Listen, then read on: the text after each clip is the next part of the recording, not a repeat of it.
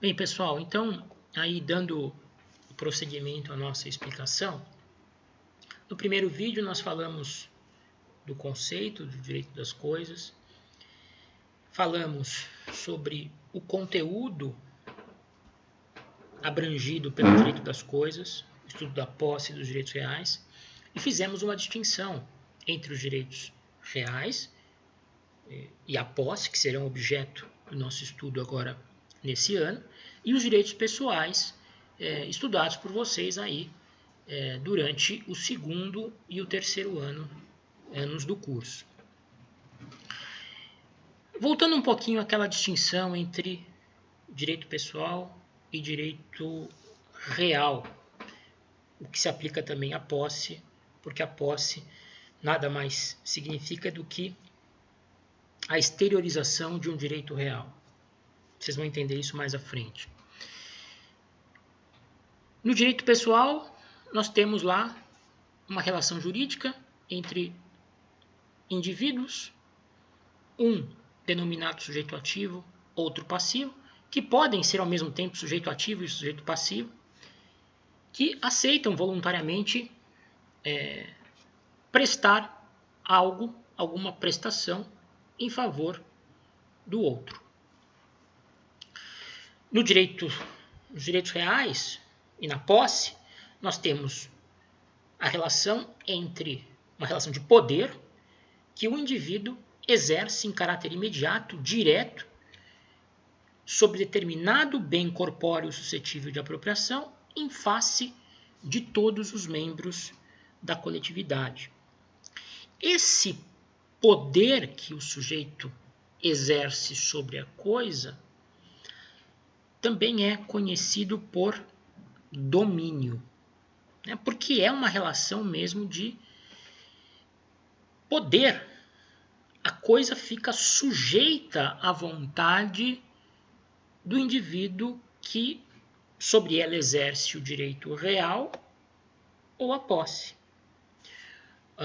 O proprietário de um determinado bem, em princípio, tem a prerrogativa de utilizá-lo da maneira como melhor lhe aprouver. Se eu tenho um veículo, eu posso utilizá-lo apenas para a minha atividade profissional, eu posso utilizá-lo apenas para passeio com a minha família, eu posso utilizá-lo apenas para viagens ao interior. Enfim, eu tenho total disponibilidade sobre aquela coisa. E todos os demais membros da coletividade devem respeitar o poder que a condição de proprietário me confere em relação à coisa. Eu tenho domínio sobre a coisa. Ok? Então, nós estamos falando de relações de poder, de sujeição de uma coisa a determinada pessoa. Ok? Bem, nós vamos estudar então agora os princípios que regem os direitos reais e que também se estendem à posse, na medida em que a posse nada mais é do que a exteriorização de um direito real.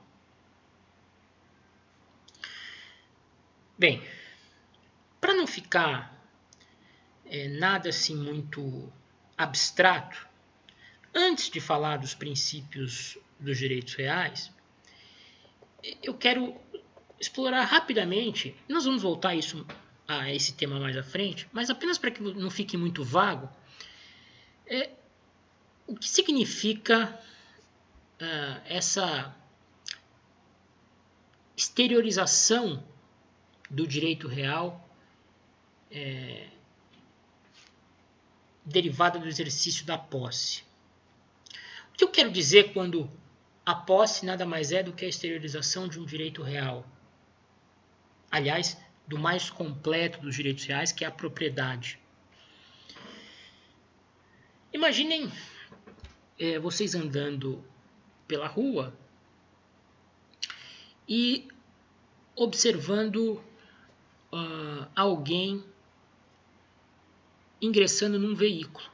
Sujeito com a chave do veículo, apertando a chave naquele comando, abertura automática das portas, ele abre a maçaneta, entra no carro. Olhando para essa cena, vocês são capazes de cravar ou de afirmar que esse sujeito é o dono do carro, é o proprietário do carro, é o titular do direito real sobre o carro? Não, vocês não conseguem. O que é que vocês conseguem afirmar com absoluta certeza? Que essa pessoa exerce posse sobre o carro. Essa pessoa pode estar entrando no carro do pai. Essa pessoa pode estar entrando num carro emprestado por um amigo.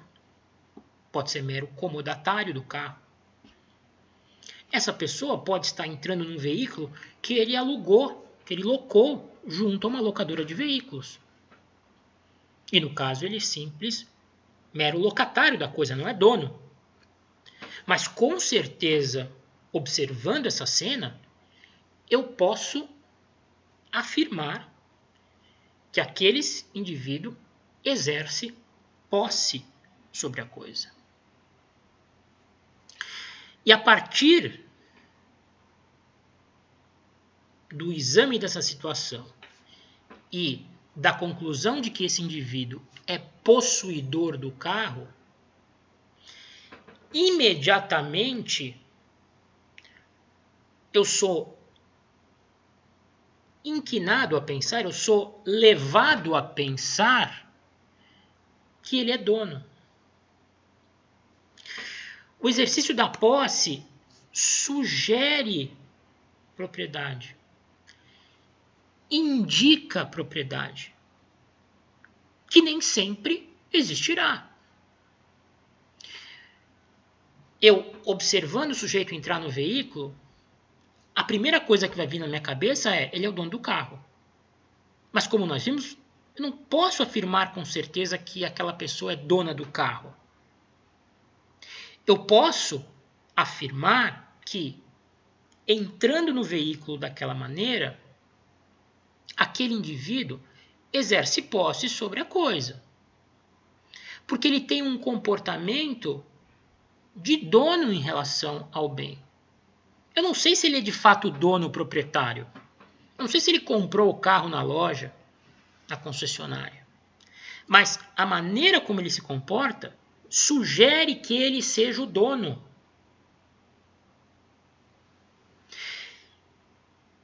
E o simples fato do comportamento do indivíduo sugerir a existência de um direito real, no caso do mais amplo de todos, da propriedade, já é suficiente para que o ordenamento jurídico proteja aquela situação. Nós veremos que o possuidor goza de proteção do ordenamento jurídico. Ele tem mecanismos, inclusive, para reaver a posse que, porventura, lhe seja retirada sem motivo legítimo. Então, por isso é que eu digo que a posse sugere propriedade e que por isso é que ela é protegida e que por isso ela é protegida pelo nosso ordenamento. Pelo simples fato de indicar a presença do maior dos direitos reais e o maior dos direitos patrimoniais previstos no nosso ordenamento, que é a propriedade. Afinal, o proprietário, como acredito vocês saibam até instintivamente, tem um poder quase que absoluto sobre a coisa de que é dono. Ele pode fazer com ela o que bem entender. Por outro lado, em relação a bens móveis principalmente, a uma bolsa, por exemplo, o indício de que ela pertence a alguém de que ela é de propriedade de alguém é o exercício da posse. A posse exterioriza o exercício da propriedade. Quando eu vejo uma moça pela rua com uma bolsa ou com o seu celular conversando, eu sou instintivamente levado a falar, a pensar, ela é dona do celular. O exercício da posse, eu não tenho, como nós vimos há pouco, eu não tenho como afirmar com certeza que ela é dona do celular. O celular pode ser emprestado. Mas o exercício da posse do celular exterioriza o domínio, a chamada propriedade. Percebem a nuance? Como é interessante? Então, a posse, ao mesmo tempo, sugere a presença de propriedade e exterioriza o próprio exercício da propriedade.